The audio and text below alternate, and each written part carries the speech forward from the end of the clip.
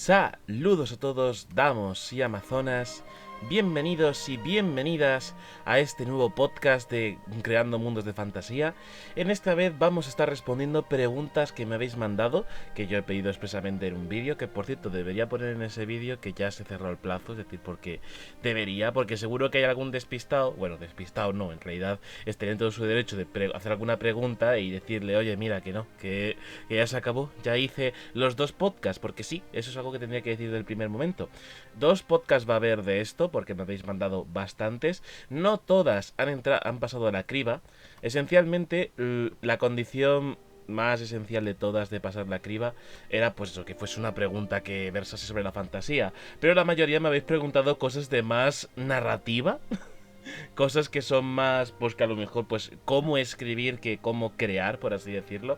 Vamos, algo que lo que viene siendo aprender de una forma un tanto más técnica, las técnicas, los métodos y etcétera, etcétera. Pero bueno, yo en parte os he respondido en los comentarios del propio vídeo, es decir, os contestaba diciendo, oye, mira, esta pregunta no te la voy a responder porque no encaja con el propio tema del vídeo.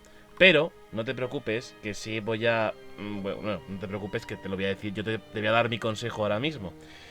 Alguno no respondió tampoco porque a lo mejor esa pregunta no es de mi dominio, a otros sí les he respondido de esa forma, a otros les he puesto un corazón vuestra pregunta, que era una forma de tacharla como posible pregunta para esto, y aquí estamos. Hay un total de 12 preguntas, las he dividido de 6 en 6, o sea, 6 en este vídeo y 6 en el siguiente, o podcast y demás. Y nada más deciros que muchas gracias por vuestra participación y por último haceros una pequeña llamada a que os podáis unir al Discord abajo en la descripción. Si esto en YouTube, en iVoox, no sé. Si esto se sube en iVoox, tampoco sabría decir, la verdad. Pero bueno, y poco más. Es poneros cómodos, poneros cómodas, que esto va a empezar ya. Con la banda sonora de The Witcher. Su inmensa mayoría. En realidad el vídeo que estoy tirando de música dura 2 horas y media y se llama RPG Chill Out Music Megamix. Con ese título, ¿cómo no puedes desconfiar en él? En fin. Voy a bajar un poco la música, igualmente. Porque la música de fantasía tiene que a veces se emociona, que se sube súper alto, y otras veces es como tremendamente... O pues eso, que tal vez es el violín más pequeño del mundo, pero tan pequeño, tan pequeño, tan pequeño. Ya me entendéis, ¿no? Espero que me entendáis a lo que me refiero. Es un poco complicado el tema de la música, a veces. En fin, yo voy a hacer una cosa porque es verano, o sea, oficialmente ya estamos en verano, son las 7:25 de la tarde, ya sí, es del 21 de junio, así que sí, estamos en puto verano, así que yo voy a quitarme los cascos. No estoy escuchando la música, sé que la música es suavecita, sé que es la perfecta para esto, pero yo voy a curarme así en salud. ¿Y sabéis por qué? Porque bueno, antes de empezar solo os diré una cosa. Mi cuarto es muy pequeño, la puerta de mi habitación está cerrada para no molestar a mis unidades familiares, como si esto fuese los Sims. Está cerrada para no molestar a mi unidad familiar.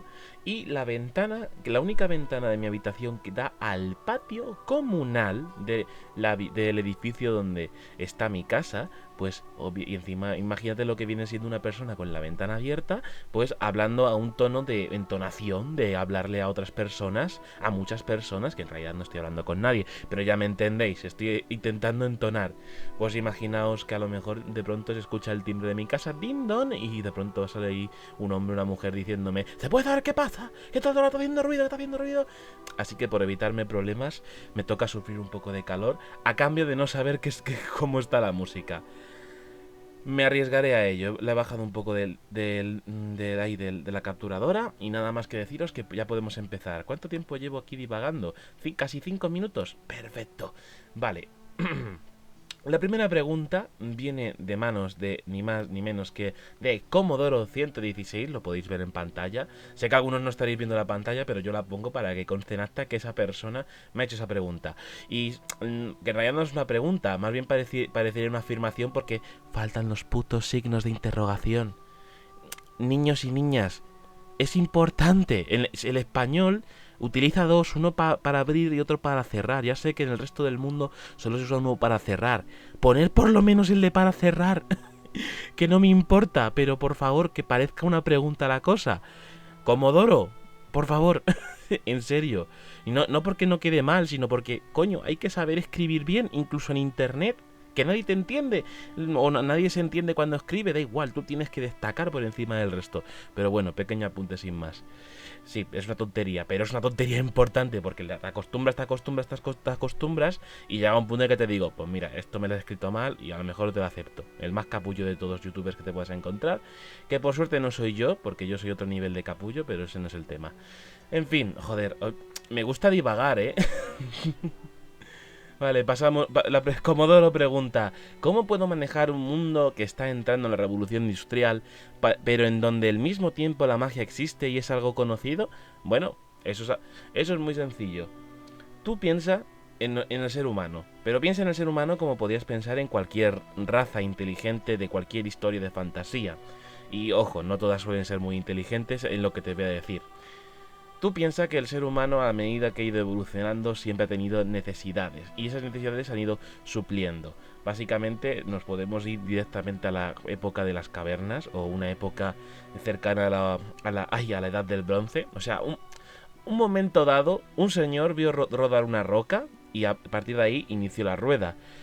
De tal forma que lo que permitió es que el comercio fuese más dinámico, los pueblos pudiesen transportarse, etcétera, etcétera. La rueda tenía esa necesidad de poder mover y transportar más fácilmente las cosas. Ahora trasladémonos un poco al futuro.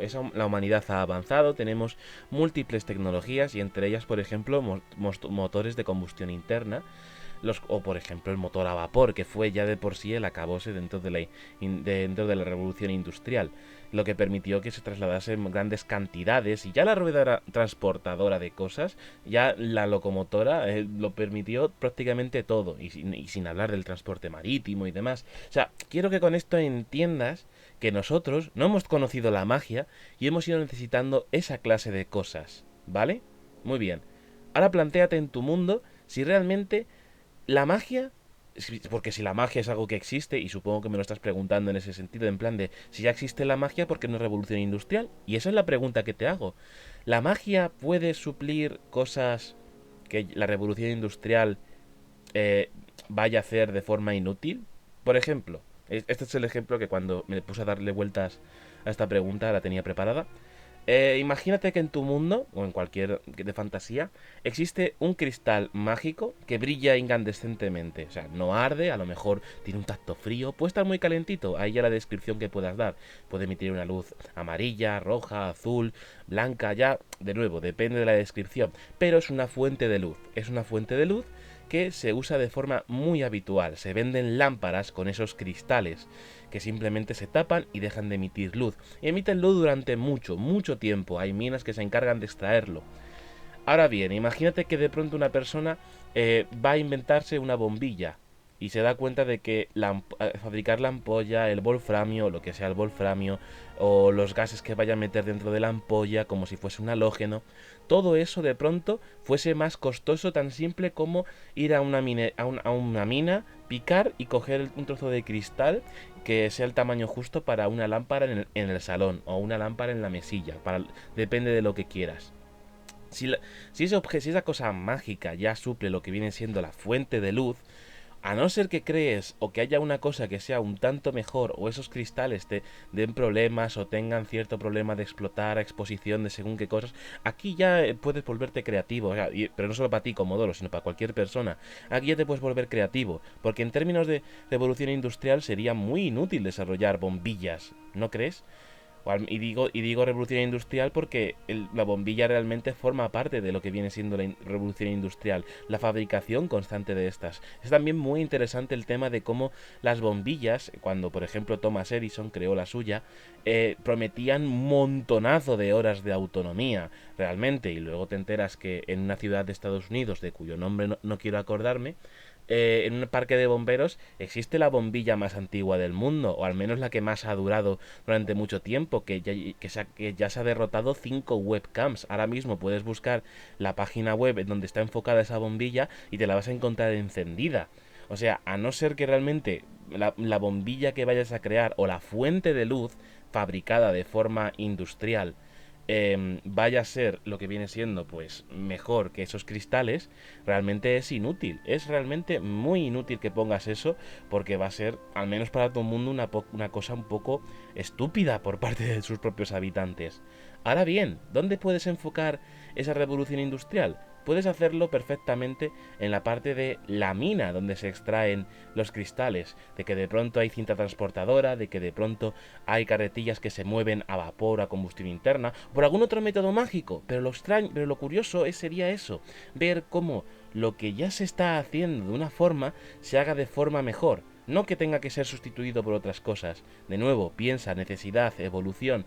Necesito transportar esta carga de melones. Pensó un señor de la edad del bronce, o mucho antes. No entiendo mucho de la historia de la humanidad de ese sentido, me perdonáis. Necesito transportar estos melones hacia Roma. ¿Cómo puedo hacer? Bueno, en realidad Roma surgiría un poco más tarde, pero ya me entendéis. ¿Cómo lo hago? Oye, mira, tío, si metes esta cosa redonda en un palo y luego pones otra y pones la caja encima, la atamos bien, podemos transportar esto sin ninguna clase de esfuerzo, o por lo menos con el mínimo esfuerzo. ¡Wow! Y se inventó se inventó el carro, porque la rueda ya existía. A eso es lo que me estoy refiriendo. Realmente no, la revolución industrial es interesante porque siempre la fantasía se aborda desde un punto de vista medieval o gótico o victoriano y esa clase de cosas, pero luego verlo en un marco de época industrial, de nuevo, que a no ser que sea rollo victoriano o sea más de un estilo, lo que viene siendo pues eso, pues de aquella época que suele estar siempre englobado por vampiros o cosas un poco más terroríficas. Hacer un mundo de fantasía estándar pero ambientarlo en esa época, pues no puede estar del todo mal. También te puedo decir otra cosa. He dicho antes que nuestra especie humana necesita de evolucionar. Bien, pues planteo también a nivel de especies. Imagínate que ese cristal es realmente tremendamente valioso, ¿vale? Es tremendamente valioso y solo se encuentra en la tierra de los elfos o en la tierra de los enanos. Pero los elfos y los enanos son unos capullos y les cuesta mucho compartir lo suyo. Por lo tanto, los cristales son muy caros y en la zona de los humanos hay muy pocas minas. Por lo tanto, ese cristal que ofrece una luz con autonomía de millones y millones de años, o al menos eso es lo que comentan los anuncios, es muy caro. Y conseguir luz en casas de forma, pues, de clase media, clase baja, no sé que seas clase alta, en ese caso si te puedes permitir un cristal de esos, pues lo suyo es encender velas, pero de pronto llega un ingeniero o un inventor o lo que sea, yo que sé, Edison Thomas, o Thomas Edison, no sé, perdón, Thomas Edison no sería, Thomas Edison, Tedison Omas, llega un señor llamado Tedison Omas y crea una ampolla a la que le insufla un gas, y cuando se le insufla, yo que sé, electricidad o un poco de fuego, ese gas emite una luz y permite una autonomía de, yo que sé, tropecientas mil horas, pero llega un momento en el que se acaban. Aún así, es una opción mucho más económica y mucho más rentable que estar comprando velas constantemente, o no, a lo mejor hay gente que le compensa comprar velas, quién sabe, pero los humanos precisan de tener luz cuando llega la noche, al fin y al cabo, en sus hogares, y la única forma de conseguir una bombilla parecida antes de esta propia bombilla es el cristal incandescente. El cristal incandescente es muy caro porque solo se encuentra en tierras de elfos o enanos, y estos lo venden muy pero que muy caro, que solo una familia de alta cuna se lo pueda permitir. Así que la única forma es que realmente, de la necesidad de iluminar los hogares, que no sea a través de velas que se consumen a lo largo de la noche, pues ahí entonces sí tiene sentido que se busque suplir esa necesidad. Y poco más puedo decirte, que creo que ya te lo he dicho todo realmente. Lo de la bombilla es un ejemplo. Lo puedes extrapolar de nuevo. Pues mira, he puesto el carro. Imagínate que de pronto se desarrollan motores de combustión interna para los coches. De pronto te montas en tu mundo de fantasía la fábrica de Ford, pero sin antisemismo. Te fabricas la fábrica de Ford y te puedes permitir lo que viene siendo, pues, ir creando coches. Pero a lo mejor posiblemente haya otros métodos de transporte, o no los hay, quién sabe. A lo mejor hasta incluso puedes incluir, y esto es algo que me hace gracia, porque de pronto ves que en el mundo normal, esto no es coña, el juego sería Legend of Dragoon, un juego de Play 1. Yo lo jugué en la PSP, nunca me lo llegué a pasar, pero jugué bastante, eso sí, jugué muchísimo. me lo pasé súper bien, pero nunca me lo llegué a pasar. No recuerdo por qué me lo dejé. Creo que la historia la miro con retrospectiva y era un truño, pero por lo demás era interesante en según qué puntos y cosas. Y yo recuerdo que, por ejemplo, había un momento en el que tenían que cruzar el mar y iban en un barco grande. Y el barco grande tenía motor, tenía una caldera.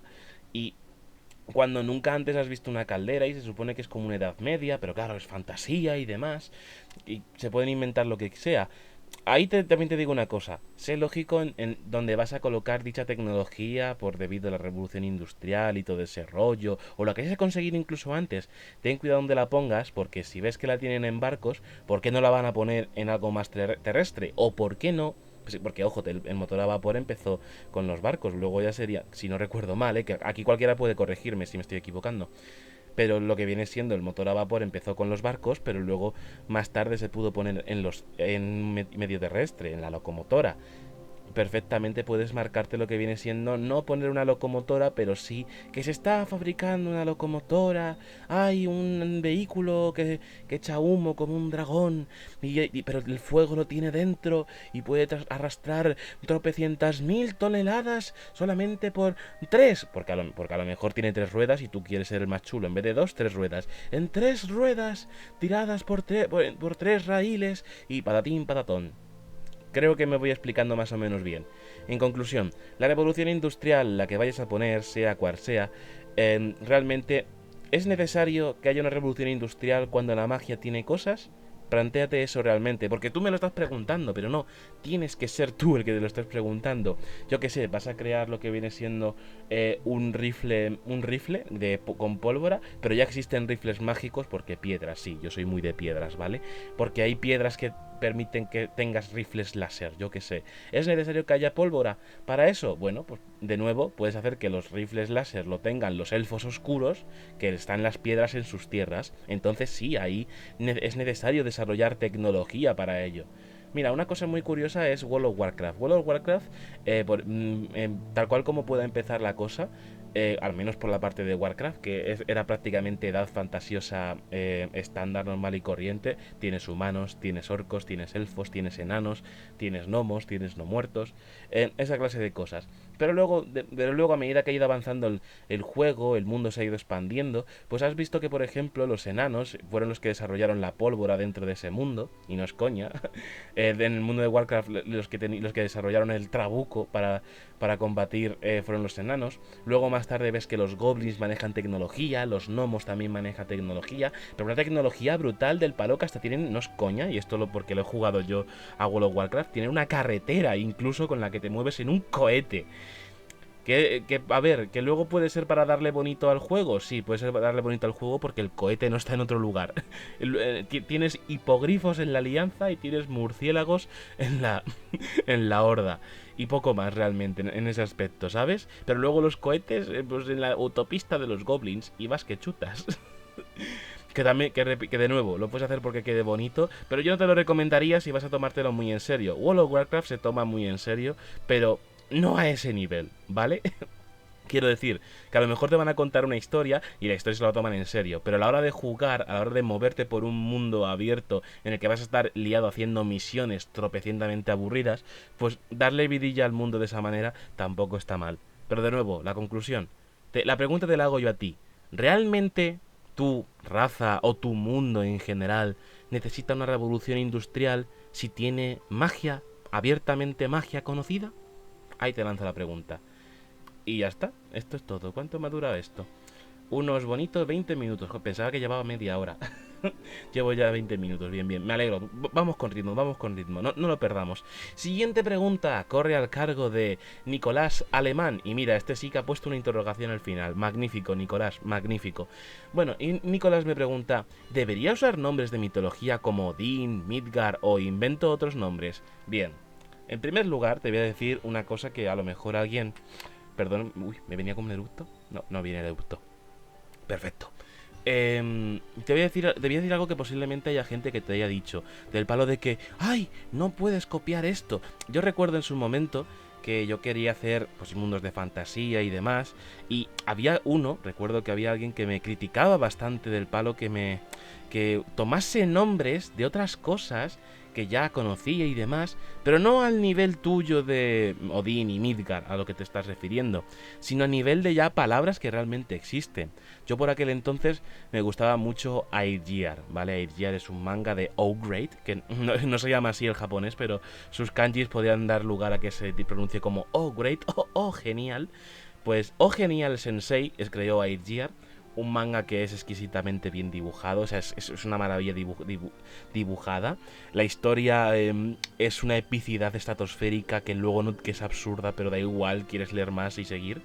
Y había una cosa que, por no entrar en muchos spoilers, una cosa que eran como objetos vamos a decir, de alta magia, que solo unos pocos podían portar porque estaban entrenados para poder portarlos, que eran regalías. Y la palabra regalías existe como tal, vas al diccionario, es más, lo puedo hacer ahora mismo. Voy a escribir tal cual aquí. Ay.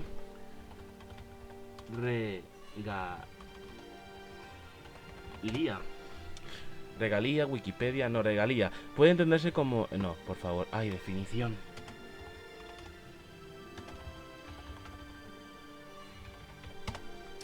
Regalía, definición. Prerrogativa o excepción particular y privativa de una virtud que suprema potestad ejerce un soberano en su estado, o privilegio que la Santa Sede concede a los nobles en algún punto relativo a la disciplina de la Iglesia. Pero básicamente pues estamos viendo que realmente tiene un significado muy abstracto. Pues no, en el manga se utilizaba el término para referirse a un objeto, pues eso, como un privilegio, como un gran poder que había sido concedido a esa persona al fin y al cabo. Pues se usaba para eso. Y yo, en mi mundo de fantasía que en aquel momento estaba desarrollando, de cosas y demás, pues pensé, ¡ay! ¿Cómo mola el nombre regalías? Lo usaré. Y demás. A ver, prácticamente en aquella época tomaba muchas referencias de muchas cosas. La creatividad partía de todo lo que yo sabía, como prácticamente todo el mundo, pero no era una creatividad que partiese mucho más de mi imaginación e inspiración, era simplemente todo lo que veía, lo absorbía, lo sintetizaba y lo soltaba, y a veces se quedaban cosas como el término de regalía para objetos mágicos o objetos súper chulos ahí. Y ese amigo me dijo de que, ¡buah, tío! No te copies de esto. Y yo, pues bueno, una parte de mí pensando, hombre, me copiaré de lo que me quiera copiar, digo yo. Pero en aquel momento me era un poco susceptible y me dejé como en plan de, pues vale, no usaré la palabra regalías. O no, creo que dije, a tomar por culo, voy a usarla porque quiero. ¿Vale? Es decir, que en primer lugar, si te da el palo utilizar los nombres de otras cosas, úsalos, ¿de acuerdo? Por la parte de otros nombres, ahora te hablo de Odín y Midgard, ¿vale? Si utilizas otros nombres que ya existan o que ya tengan una base, pues eso, si he visto objetos mágicos llamados regalías y decido poner objetos mágicos que se van a llamar regalías, pues los voy a llamar regalías y punto en boca. O sea, es una palabra, no es realmente Odín, ¿vale? Ahora llego a eso. Tú ponlo sin ningún problema al respecto. Ahora bien, con Odín y Midgard no te metas a no ser que realmente la religión de ese mundo sea la nórdica.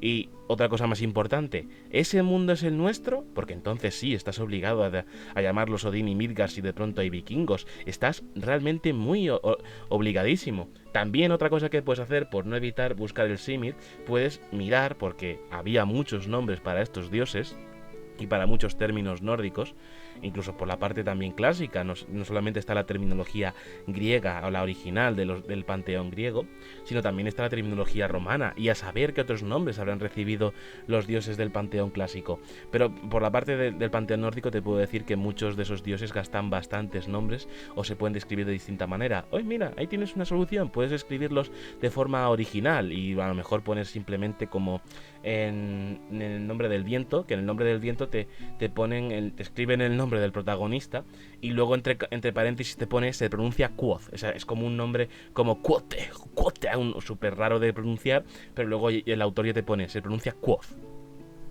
O Qth, no sé qué, pero para mí es Quoth, ¿vale? Pues eso, puedes ponerla, se pronuncia tal que así, pero luego por la parte escrita pues puedes usarlo y la gente ya entenderá que eso pues se pronuncia de esa manera y demás y todo ese rollo. Pero de nuevo, si vas a usar esos nombres, espero que realmente estés usando de forma legítima la religión que provienen esos nombres. Ahora bien, si el mundo no es nuestro, o es algo ficticio y lo vas a usar, asegúrate de que sea pues en una micro burbuja. Y aquí entra autora española, Nimheim. En Nimheim, la autora, como tal, ha copiado tal cual el panteón nórdico, sus mitos y demás cosas, y ha creado pues una isla, la cual es literalmente pues Escandinavia, pero hecho isla. Y es tal cual la mitología nórdica, sí, con total descaro. Y digo con total descaro, como podría decir, como ole su coño. ¿Por qué? Porque la autora también ha escrito un buen libro. Y un buen mundo, precisamente. Porque no se ha complicado creando un panteón de dioses. Ya lo tiene ahí, ni mitologías. Ya existía ahí. Pero claro, es un microcosmos realmente. Y eso es una gran ventaja. Si realmente toda tu historia o todo tu mundo se reduce a un microcosmos, a un país, porque esto es una cosa que realmente mucha gente comete, que cuando se va a meter a fantasía ya está pensando en su mundo. Y como está pensando en su mundo, no puede pensar otra cosa que no sea la totalidad de su mundo. Que a lo mejor puedes tener una vista general del mundo, pero a lo mejor te convendría empezar por un país. Por el país de Nimheim, como hizo esta autora. Ahora mismo no me acuerdo su nombre. Pero por su parte fue muy inteligente, que ya que creó solamente un microcosmos, o sea, un país, un lugar en el que se creían en esos dioses, pues ¿por qué no hacerlo realmente? Otra cosa realmente importante, y esto ya es bastante obvio, si el mundo no es el nuestro y realmente te da palo utilizar esos nombres u otros parecidos, y digo parecidos por no decir otras formas de llamar a ese dios o a esas cosas dentro de la mitología, pues directamente tendrás que inventar tus propios nombres. Obviamente si vas a crear un dios que tiene un martillo que lo lanza y vuelve y puede invocar al trueno y lo llamas Gervasio, pues yo diré, no, este es Thor. Así que obviamente crea tus propios dioses del trueno, crea tu padre de todos, crea tu Freya, crea tu Loki, o sea, crea tus propios no te bases, porque entonces la gente cuando lee que el señor, que el dios del trueno, que tiene un martillo que lanza y vuelve, se llama Gervasio, y encima ya, si encima concretas más y le pones dos cabras, si les pones dos cabras y demás, y que está destinado a morir por la gran serpiente del mundo llamada Eustaquia, en la que Eustaquia intentará matar a Gervasio y Gervasio intentará matarle a él, pero Gervasio cogerá su martillo y golpeará la cabeza de Eustaquia, y Eustaquia soltará un montón de toxinas venenosas que matará el primero a Gervasio y después al resto del mundo. Creo que, posiblemente, Eustaquia y Gervasio deberían de tener otros cargos u otras historias dentro de esa mitología, ¿vale? Creo que es lo más conveniente, porque entonces ya o directamente usa sus nombres sin ningún problema, o no, quién sabe. Mi consejo es ese, y se resume de la siguiente manera. Si vas por la parte de otros nombres, utilízalos, ¿de acuerdo? Utilízalos si son términos que has visto. Si ves de pronto que se habla de la fuerza en Star Wars, pues a lo mejor no tal como la fuerza, pero sí lo puedes llamar como el poder y demás. Inventarte tus propios Jedi que tengan otras características, que no sean simplemente samuráis con sables láser, ¿vale? O no, a lo mejor puedes crear samurái con sables láser. ¿Quién te lo impide? Creatividad al poder, joder. Que en el arte todo es copiar. Y no es coña, en el arte todo es puto copiar. Hemos llegado a un punto en el que podemos seguir creando cosas, pero es complicado. Así que nuestra única forma de avanzar en eso es la referencia sobre la referencia sobre la referencia. Y ya está. Así que si quieres samuráis con espadas láser, tienes samuráis con espadas láser. Eso sí, no los llames Jedi, porque entonces ya sí que cantaría demasiado. Pero, de nuevo, si por otros nombres, pues lo que te acabo de decir. Pero si ya utilizas cosas que ya la gente conoce, como Odin, Midgard, Thor, Loki, Freya, Jormungandr y, joder, Alfheim, no me acuerdo cómo se llamaba el de los elfos oscuros, pero Alfheim es el país de los elfos de la luz. Y esa clase de cosas, si vas a usar toda esa terminología y esos nombres, ya puede estar ambientado en nuestro mundo, que no hay problema. Pero si está ambientada en otro mundo y aún así usas esos nombres u otros nombres parecidos, tampoco va a pasar nada si al menos los manejas dentro de un microcosmos, es decir, que todo gira alrededor de los vikingos, de ese mundo que te has creado. Pero si ya directamente vas a hacerlo en otro mundo, pues no estaría más que pecases un poco de originalidad y tratases de crear tus propios dioses y demás. Por lo demás, es todo el consejo que te puedo dar a la hora de utilizar palabras, términos y nombres de forma con libre albedrío, sin que nadie te vaya a señalar, ay, pues eso salía en tal cosa. No, qué coño, son putos samuráis con espadas láser. ¿Qué Star Wars ni qué Star Wars? ¿Qué Jedi ni qué Jedi? ¿Qué Darth Vader que ni Darth Vader? No, ese señor se llama el Señor Oscuro. Su espada láser es roja, sí, porque es malvado, ¿no lo ves? pero y es hijo del prota, claro, pero sí, vale, es Star Wars. Ahí te han pillado, lo siento, ahí te han pillado muy fuertemente. Pero básicamente, por mucho que vayas a coger referencias de otras cosas, peca de originalidad. Repito, no, peca de ladrón, pero también peca de originalidad. Roba, pero luego coge lo que te hace falta y devuelve lo que no. ¿De acuerdo? Nada más te puedo decir al respecto. Y eso con muchas cosas a la hora de ser creativos. Espero que mi respuesta te guíe la sabiduría, al igual que a Comodoro 116, que no me puso interrogación.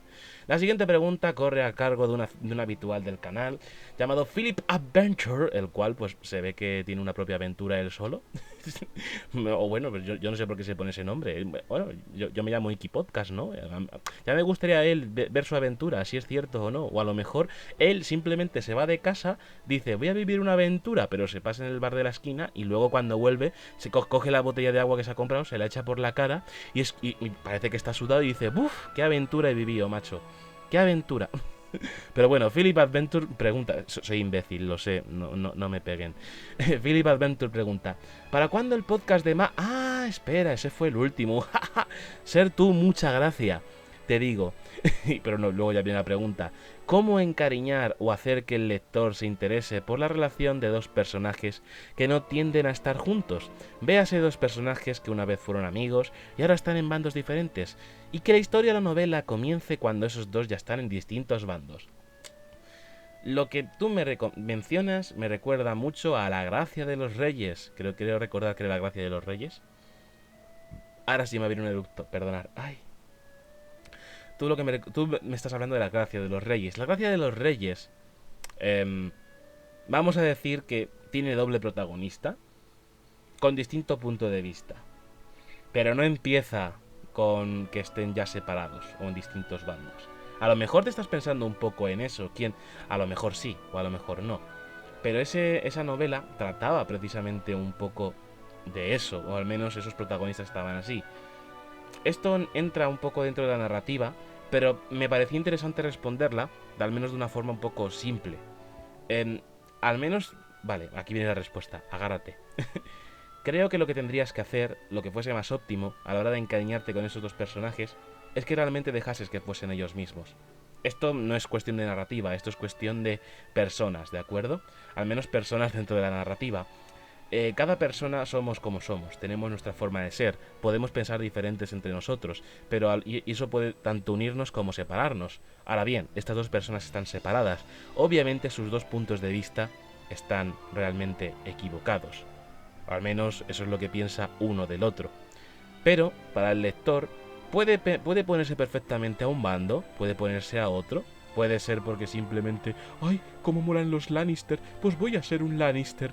Y esa clase de cosas. O puede ser un caballero blanco y ser de los Stark, que puede ser muy simplista en ese sentido. pero básicamente la gente no tarda en ponerse un bando en otro. Pero, si dejas que sean personajes ellos mismos, que tengan sus propias cosas, no sus propias diferencias, sino también sus propias virtudes, y por supuesto también sus defectos, creo que conseguirás hacer que los personajes sean lo suficientemente atractivos que pese a que el lector se ponga en un bando o en otro, realmente se encariñe con ese personaje. Y a lo mejor posiblemente la causa de ambos es justa, se mire por donde se mire. Esto es lo típico cuando, y aquí voy a tocar un poco tema sensible, disculparme, esto es lo típico cuando, por ejemplo, en países que han sufrido una dictadura, por ejemplo, ya sea Alemania o Españita, esos países, y puedo seguir un poco con lista, es cierto que las dictaduras, pues a lo largo de la historia, no se han visto con buenos ojos y dudo bastante que se vayan a ver, a no ser que realmente alguien me diga, pues no, pues mira, esta dictadura estuvo bien. Bueno, pues por el momento a mí no me consta que ninguna dictadura haya tenido suficientemente éxito para que realmente perdure incluso hoy en día. Pero bueno, me estoy desviando. Pero bueno, en realidad no me estoy desviando, estoy queriendo lo que quiero decir. Que realmente las dictaduras dicen, no, qué malas han sido porque no sé qué, no sé cuántos.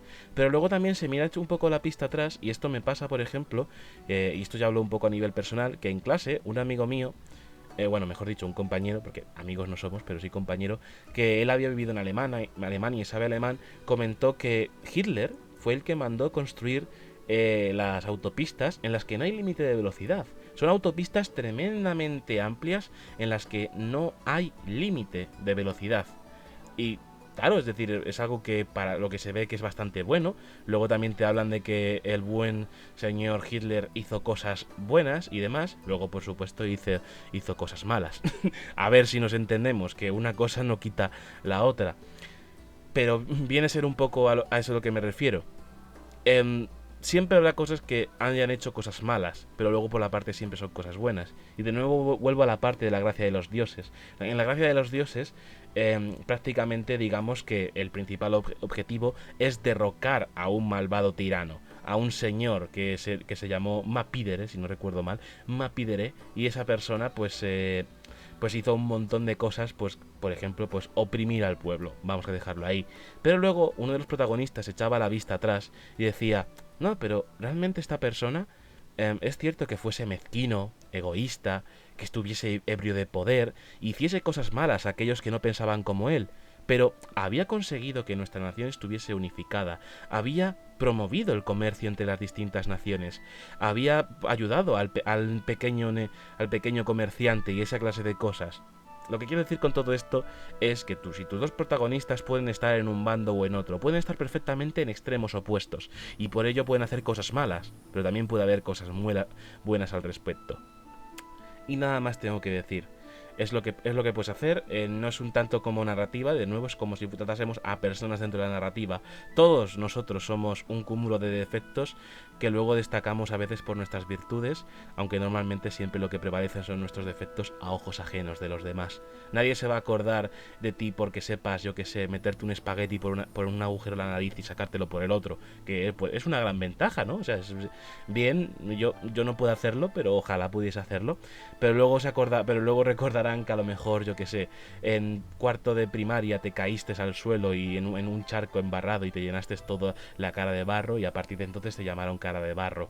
Es lo que viene siendo un poco la cosa. La gente siempre se va a acordar de tus defectos, de tus errores, de las cosas malas que hiciste, pero por lo demás siempre hay luz al final del túnel, siempre hay cosas buenas que se hayan hecho pese a las cosas malas. Pero también a la viceversa, hay gente que puede mencionar sus cosas buenas de una persona que... Esto pasa, por ejemplo, cuando te enamoras, que cuando te enamoras ves a la persona que te gusta de tal forma que no ves defecto alguno, cuando en realidad sí los tiene. En fin, y aquí mi mensaje se concluye con que al menos vosotros intentar ser mejores personas y que vuestros personajes, buenas o malas personas, sean buenos personajes. Y la siguiente pregunta corre al cargo de... Vaya tú qué sorpresa, la aventura de Philip. La aventura de Philip me pregunta... ¿Cómo hacer que una ciudad se diferencie de otra estando dentro de la misma nación? O sea que ciudad A se... Joder. O sea que ciudad A se pueda diferenciar de ciudad... Vale, ciudad A se puede diferenciar de ciudad B teniendo la misma cultura y la misma religión. Esta es la pregunta final, creo. Ahí te puedo responder más en un plano de juego de rol, porque realmente, por ejemplo, yo soy muy fan de los juegos de rol sandbox, es decir, que los personajes se muevan por un mundo con libertad, que les digas que hay una ruta A o una ruta B, y que por supuesto, pues están en una ciudad que es una capital, y cuando vayan a la siguiente capital, la capital B, la siguiente ciudad, la ciudad B, pues ahí realmente se encuentren con que la densidad de población es más distinta. Los artesanos no son tan grandes artesanos, son más artesanos a nivel local, es decir, sus clientes son los propios habitantes de esa ciudad. No es como en una capital en la que, por ejemplo, hay gente que recorre media nación simplemente para llegar ahí porque han escuchado que ese artesano les puede fabricar, bueno, mejor dicho, ese herrero les puede fabricar una espada más 5, para que nos entendamos, ¿no? Para que nos entendamos al respecto. Por la parte que nos trae en ese sentido el buen... la buena creación de mundo a la hora de diferenciar ciudades, realmente tienes que remarcar que esa ciudad es distinta, o al menos, mira, varias cosas que puedes hacer. Una de ellas es, por ejemplo, que el paso del tiempo se note y que una ciudad en la que tu protagonista o los protagonistas estuviesen ahí, pues yo que sé, pasasen cosas. Pero luego, después de unos cuantos días de viaje, llegar a la siguiente ciudad, de pronto se encuentran que hay una festividad. Y a lo mejor esa festividad no es a nivel nacional, pero sí a nivel regional. Es decir, es una fiesta dentro de ese pueblo. ¿Y qué fiesta sería? Interesante. Oh, vaya, que en el pueblo hubo un gran héroe. Oh, interesante. Vaya, cuénteme más. oh sí, resulta ser que hace 10 años el héroe derrotó al mal, y estamos celebrando, y justamente 10 años el mal despierta y vuelve a atacar, así que ala, empieza la quest. No, a ver, es a lo que me refiero un poco, que realmente cuando se llega a una ciudad que puede ser diferente, y sí, el problema es que las ciudades son un tanto bastante parecidas, al menos en la Edad Media fantástica, como nos estamos siempre referenciando a la hora de escribir fantasía medieval en ese sentido, siempre tomamos las ciudades de una forma bastante estándar y realmente no diferenciamos que una ciudad haya una cosa en otra. A veces una medida de que se noten las distintas diferencias de cada ciudad, a veces suele ser la taberna, porque en según qué tabernas puede haber cosas que se permitan, otras que no, puede ser una posada también, pueden suceder bastantes cosas al respecto que la taberna tenga de una ciudad que no tenga otra.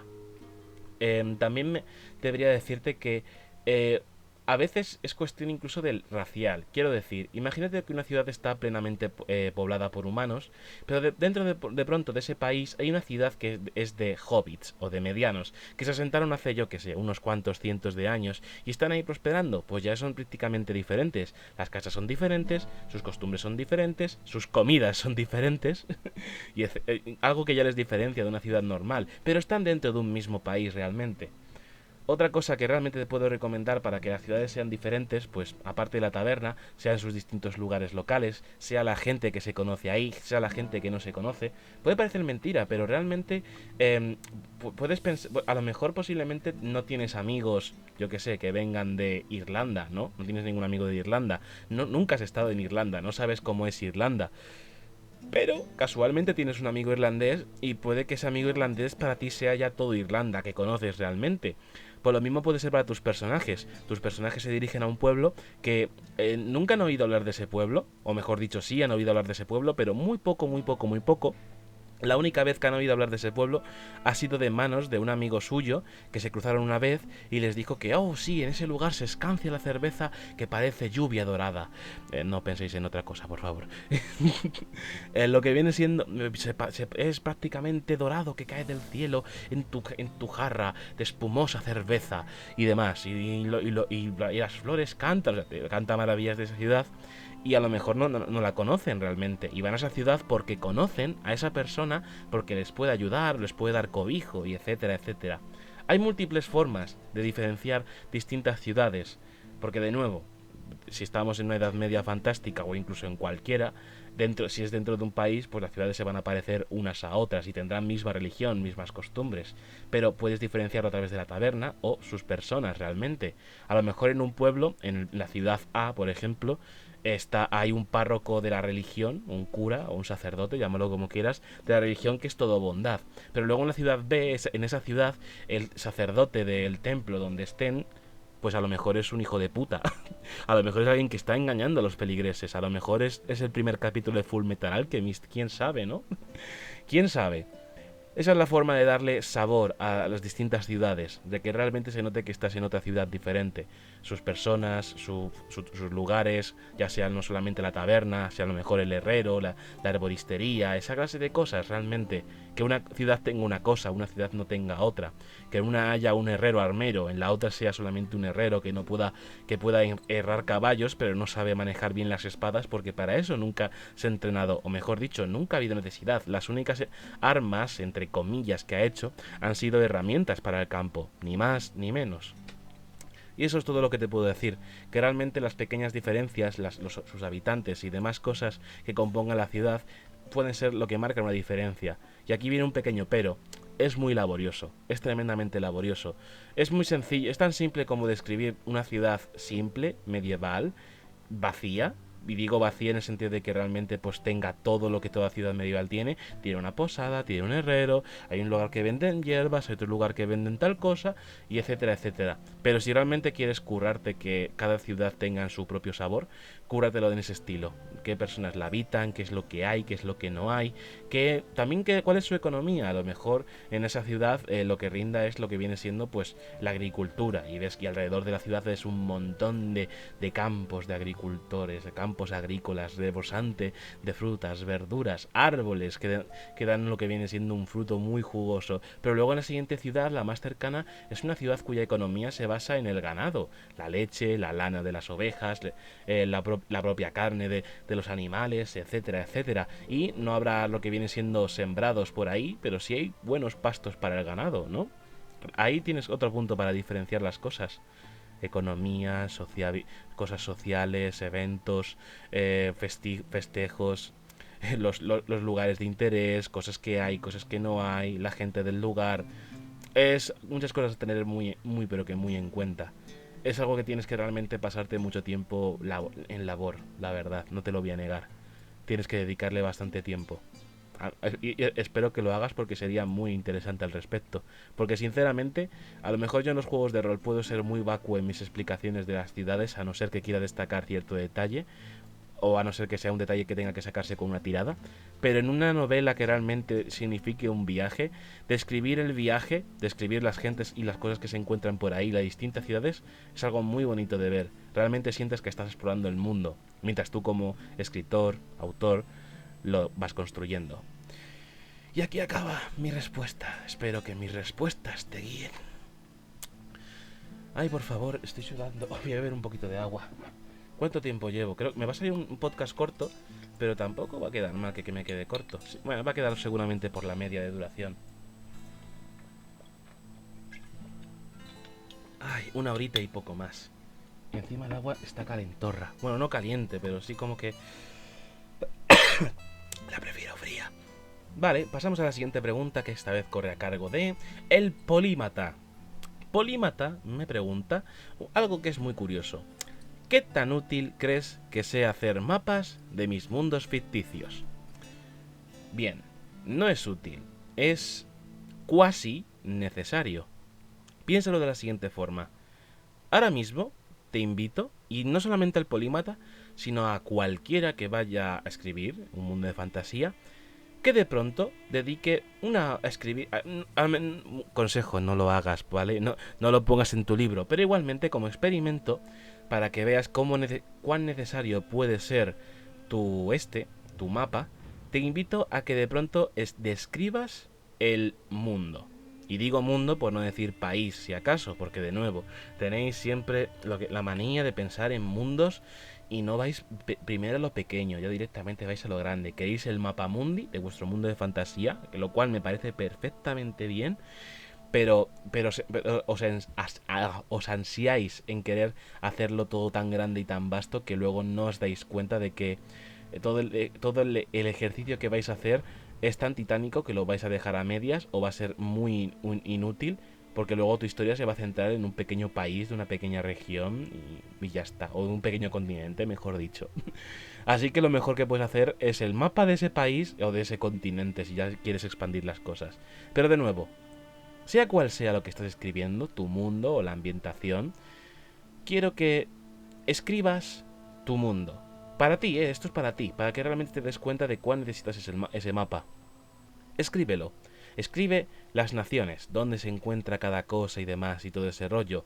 Y más o menos con la mente te lo puedes situar, pero luego también ponte a añadir accidentes geográficos. Ponle nombre a tus mares, ponle nombre a tus ríos, ponle nombre a los pequeños accidentes geográficos como las montañas o los acantilados o demás cosas que puedas encontrar por ahí. Ponle nombre no solamente a las capitales de los países, ponle nombre también a las ciudades, a los pueblos, a las aldeas. A lo mejor no las aldeas ni los pueblos ni lo que vienen siendo las ciudades en general, tan solo las capitales quizás, pero ponte a escribirlo y cuando lo tengas todo escrito, léelo y piensa si realmente crees que cualquier persona que lea eso se va a dar cuenta que en tu descripción va a poder posicionarlo todo. Realmente el mapa, que es una cosa que es un cliché dentro del propio dentro de los propios libros de fantasía, se hace realmente muy necesario. Al menos es la sensación que a mí me da, que realmente es necesario el mapa, porque muchas veces me pueden describir el mundo, pero por la parte que me trae, cuando no sé si os pasa que cuando de pronto, por ejemplo, en Juego de Tronos, George R.R. Martin describe cierto lugar del mundo, yo que sé, describe el muro, tal, no sé qué, no sé cuántos, y luego veo de pronto que lo que viene siendo el muro se encuentra al norte en el mapa y puedo ver cuán cerca está Invernalia, lo que se describe en el mapa atrás, que sí, que es solamente el muro y demás, pero luego después me gusta ver cuán distanciado está de Desembarco del Rey. Es algo muy interesante ver eso. Me gusta ver la isla de los Grobjoy, de los Gravejoy. ¿Se dice Gravejoy? No me acuerdo. Bueno, de los pulpos, lo de que el calamar es su escudo y demás cosas. Esa clase de cosas. Y por la parte que les trae, o por la parte que os trae, es realmente muy necesario. No es útil, es necesario realmente. Porque de esa forma el lector, puede parecer mentira, pero a ver, levantar la mano, no os veo, pero levantar la mano ahora mismo, si cuando lees una novela de fantasía que tiene un mapa, cuando estás leyendo una cosa de tal país y demás, a que vas siempre a ver el mapa. ¿A que vas siempre a ver el mapa? Pues ya está, es lo que viene siendo un poco al respecto. Pero, aquí viene otra cosa importante. No todos los mundos de fantasía o todas las historias precisan de un mapa. Por ejemplo, en El Nombre del Viento no hay mapa, o al menos que yo recuerde.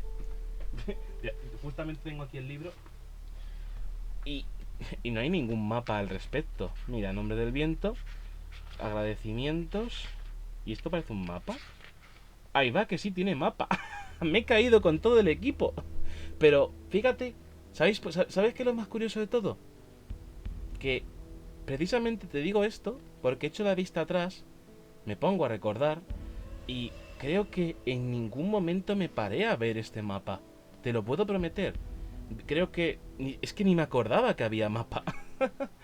Que a ver, sí, está bonito. Las 4 rincones de la civilización. Geal hacia el norte, arriba a la izquierda. Luego el imperio de Atur, junto a Modek. A la derecha Adendre. Vintas abajo. Los pequeños reinos en el centro. Abajo el Reft y la mancomunidad. Básicamente son cosas que ni me acuerdo. O sea, no me acordaba que este libro tuviese mapa. Y fíjate, es el buen ejemplo de que no necesitas a veces mapa. Otro, por ejemplo, es Laura Gallego García, por ejemplo, Memorias de Idún, sí, Memorias de Idún tiene un mapa. Pero yo iba a poner el libro que más quizás me ha marcado en su momento, que fue Crónicas de la Torre. En Crónicas de la Torre no le hace falta puto mapa.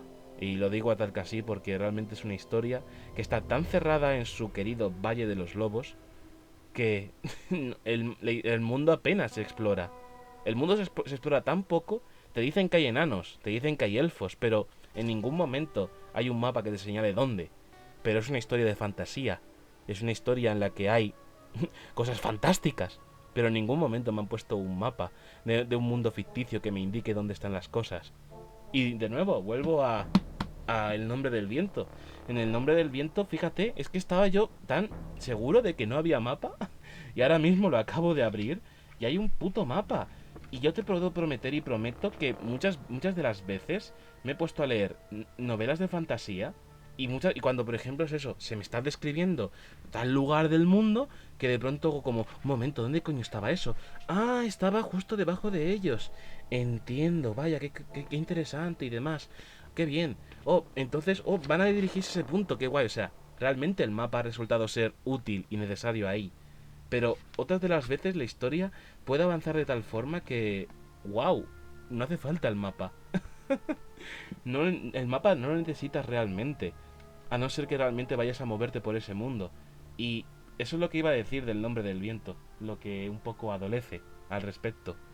En lo que respecta al Nombre del Viento, es una historia que no es dinámica. No es un largo viaje. Es la historia de mira qué guay es este señor pelirrojo, porque sí, porque la historia es mira qué guay es este señor pelirrojo, el cual pues lo que viene siendo pues pues se mueve muy poco, primero está aquí, luego está allá, se mueve un poquito a la derecha de donde está y poco más, sigue estando donde estaba.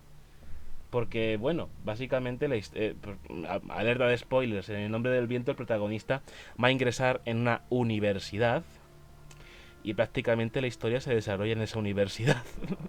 Lo cual digo yo, ¿para qué coño necesitas el mapa? Bueno, a ver, es interesante el mapa de nuevo, es útil, porque es bastante útil al fin y al cabo tu mundo tener en cuenta. Pero realmente a la hora de contar la historia, pues poco vas a recurrir a ella si no te vas a mover mucho, ¿verdad? Pero ahora bien, voy a responderte bien a la pregunta. Voy a dejar de hacer el ridículo, si es que ya lo he hecho. Eh, lo que viene siendo útil es útil para ti como persona que escribe ese mundo, porque en todo momento vas a saber dónde están las cosas y qué es lo que sucede en ese mundo. Perfectamente puedes dibujar el mapa y clavarlo en un corcho y plantar chinchetas que indiquen, yo que sé, los distintos lugares, y a lo mejor vas a marcar una y vas a poner al lado guerra o algo así parecido. Y de pronto, y a lo mejor precisamente en ese punto que vas a empezar la historia, hay una guerra. Y luego más tarde, mientras estás escribiendo, pues de pronto dirás, ah, este país que no estaba en la disputa, de pronto ahora sí está en contra de este. Y entonces va a subir al norte. Y luego pues de pronto tu mapa se transforma y esos aliados forman un ejército y conquistan ese lugar y crean una nueva nación distinta, o es absorbida por una de las dos naciones. Concretamente sería lo más normal por la primera. Y etcétera, etcétera, del etcétera. Es lo que para lo que te viene bien tener el mapa, para tú como autor tener el lugar de las cosas. Perfectamente puedes no poner mapa si tu historia va a ser muy estática. Repito, puedes estar todo el rato en la universidad con Quoth que apenas te vayas a mover de ella. Que realmente a lo mejor te haría falta más el mapa de la universidad, digo yo. Digo yo que a lo mejor te hace falta más mapa de la universidad que el mundo entero, pero oye, no vas a necesitar el mapa realmente porque no lo necesitas. O puede ser Laura Gallego García, desarrollarlo todo en un mismo punto, que si la torre, que si las crónicas de la torre y todo ese rollo, y no necesitar mapa. Decir que hay elfos y enanos, pero luego no situarlos en el mapa, porque realmente mucha falta no hacen. Pero para ti como autor, si vas realmente a crear un mundo que va a estar vivo y se van a mover por ahí tus personajes, entonces sí, muy recomendable que tengas el mapa para ti, que luego ya para quizás el lector o la lectora, quizás a lo mejor no le hace falta, o sí les hace falta, o a lo mejor queda bonito en tu pero ¿va a tener dinamismo la historia? No sabría decirte. Ahora, si te soy sincero, me he quedado un poco roto viendo que no me acordaba que había mapa en el nombre del viento. Había un mapa. Y creo que la vi una vez y no me acordaba de esto para nada. Porque, de nuevo, la historia del nombre del viento es tan estática que en ningún momento pude recurrir al mapa. En ningún momento. Ahora bien, en El Señor de los Anillos o en Hobbit, para irme un poco más atrás, ahí sí es interesante ver el mapa, porque el mapa además es diegético.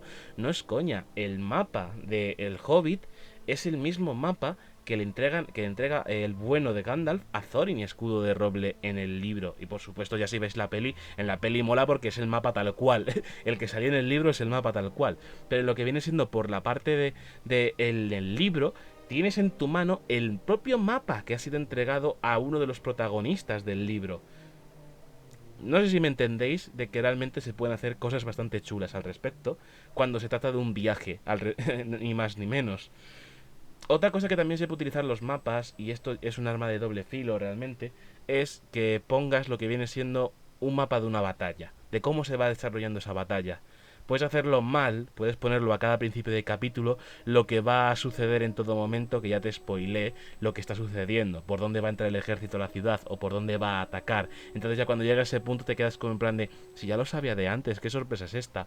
A no ser que lo pongas el mapa al final de cada capítulo, o sea, al principio de cada capítulo también hay que decirlo, pero más bien dicho al final, porque el mapa te indica al final del capítulo lo que ha sucedido y ya te puedes recomponer y decir, vale, bien, el mapa está así ahora mismo, vamos a ver qué sucede en el siguiente capítulo. Te invita a leer, porque además vas a ver cómo el mapa se mueve y es algo que está chulísimo en ese sentido.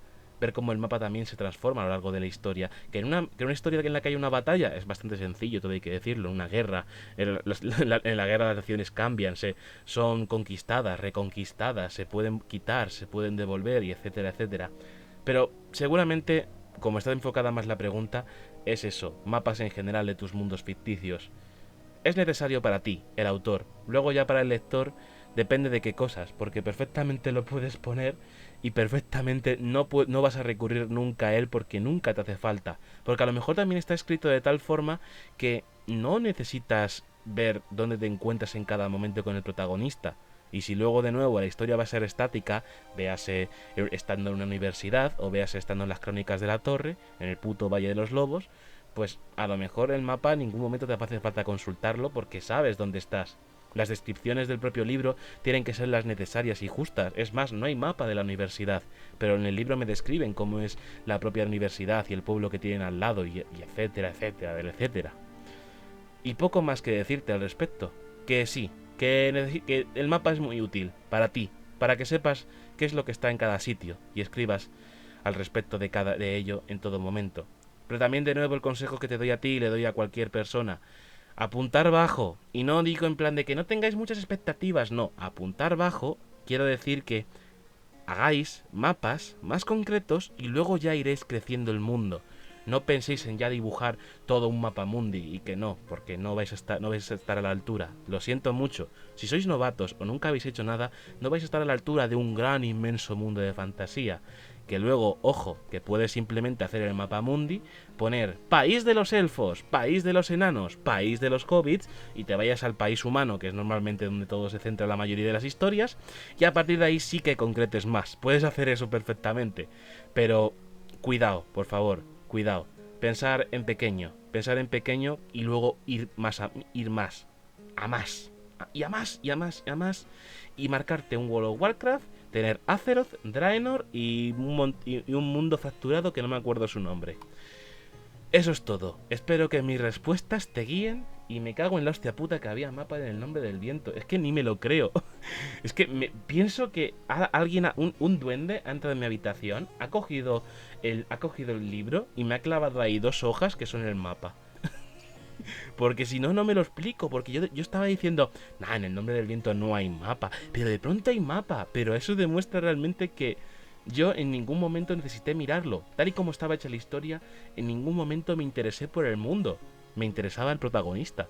Porque de nuevo, la historia de El Nombre del Viento, como primer libro de la trilogía, que aún no ha acabado la tercer libro en salir, todo hay que decirlo, es de eso, es de un tío pelirrojo que es el puto amo. Y ya está. Y como es el puto amo, pues no puedes quitar los ojos de él. Es un Gary Stu, es la historia de un Gary Stu. Y eso mola bastante porque sabes que es un Gary Stu. Porque desde el primer momento te lo está diciendo que este tipo es el más puto amo de la historia. Y como precisamente por eso vas a ver su vida de puto amo. Muy recomendable El Nombre del Viento. Si no lo habéis leído aún, es una lectura obligatoria. Porque además os va a mostrar un mundo de fantasía que no es todo fantasía. Es una fantasía bastante calmada, sosegada. Es decir, no vas a encontrar grandes razas o magia estrambótica, pero sí vas a ver cosas de eso, cómo sería la fantasía vista desde una perspectiva más realista, vamos a decir. Bueno, vamos con la última pregunta y ya acabamos con esto. Pajarraco Negro me pregunta: ¿qué tan extraño? Que por cierto no has puesto interrogantes. ¡No ha puesto interrogantes! ¡Herejía! ¡Purgarlo con el fuego de Jesús! No, hombre, no, por favor. Pero por favor, ponerlos a la próxima vez. ¡Ponerlos a la próxima vez! Pregunta: ¿qué tan extraño se sentía si los habitantes de mi mundo hablan de cosas que no existen en su mundo? Ejemplo: el príncipe era valiente como un león, pero en mi mundo nunca han existido leones. Vale, aquí entramos un poco de narrativa, pero también entra un poco en la construcción del mundo. Por esa razón esta pregunta la he admitido. Bien, la pregunta es: ¿qué clase de narrador tienes en tu historia? Si es en primera persona, es de un personaje que está ahí dentro, por no decir quizás el protagonista, el único punto de vista, lo cual es un poco peligroso, todo hay que decirlo. Y digo peligroso porque al ser el único punto de vista no vas a ver nada más aparte de ello. O sea, ya puedes tener un mundo que se esté moviendo alrededor suya de una forma que sienta que se mueve él o se mueve él, ¿vale? Porque entonces si no, pues eso sí. Bueno, ya me entiendes, ¿no? Que realmente se vea todo bien a partir de ese punto de vista. Y ojo, y que el protagonista sea interesante, también te lo tengo que decir. Pero volviendo al tema, si lo haces todo desde un punto de vista de primera persona, el narrador, obviamente es un personaje que está dentro de la historia. Y como está dentro de la historia, pues percibe el mundo tal y como es. No va a decir nada que esté fuera de lugar. Luego entonces, si en tu mundo nunca existieron los leones, si va a hacer la comparativa de que su mejor amigo era más valiente que un león, pues a lo mejor no existen los leones, pero sí existen los tiquimanca. Y los tiquimanca son animales salvajes, ¿no? Pues a lo mejor lo que viene siendo, en ese caso tendría que decir de que mi buen amigo era tan valiente como un tiquimanca. Y a lo mejor si el lector se va a quedar confuso como ¿qué es un tiquimanca? Podemos recurrir al pie de página. Pones un asterisco y pones un 1 y ya abajo pones 1. Tiquimanca. Tiquimanca dice ser de bestia tal, no sé qué, no sé cuántos y demás, que lo que viene siendo tal, se les caracteriza por ser realmente muy echados para adelante y etcétera, etcétera, etcétera. Ahora bien, si es una historia que está narrada desde un punto de vista de tercera persona, de un narrador omnisciente que lo sabe todo, pues precisamente como lo sabe todo, hacerlo comparativa no estaría del todo más, porque podríamos equiparar el narrador con un ser intradimensional que ha viajado ese mundo y ha venido al nuestro a comentarnos las aventuras y desventuras de alguien que habitaba ese mundo, perfectamente, sin ningún problema. Pero también quizás posiblemente afecte un poco a lo orgánica que puede ser la historia, porque a veces también la tercera persona no es tanto un ser omnisciente que es testigo de todo, a la par que lo sabe todo lo que le rodea y puede estar en cualquier lado, como si fuese Dios. De pronto, el Dios te cuenta una historia, te cuenta un cuento para dormir. A lo mejor es realmente una persona que escribió acerca de ello. Y como escribió acerca de ello, y os está contando la historia como si fuese un relato al calor de una hoguera, en ese caso, hacer las comparativas de cosas que no existen también quedaría bastante extraño, todo hay que decirlo. Mi recomendación: escribe como te sea más cómodo, al menos en el primer borrador, y esto lo digo a todo el mundo. Si vais a escribir de una forma u otra, pero te vas a sentir incómodo pensando si deberías o no deberías, escribe como si fuese más cómodo, porque lo vas a releer y es algo que tienes que hacer y no me digas de que, no, yo voy escribiendo, no, tienes que releer tu historia para saber si todo lo que has puesto o has dicho es coherente, es muy importante y no hay excusa para no hacerlo. Pero de nuevo, tú vas a releer y vas a darte cuenta que quizás el poner un león ahí puede o no puede estar bien. Y como puede o no puede estar bien, pues nada, ¿qué más te puedo decir? Cámbialo o no lo cambies. La decisión siempre es tuya.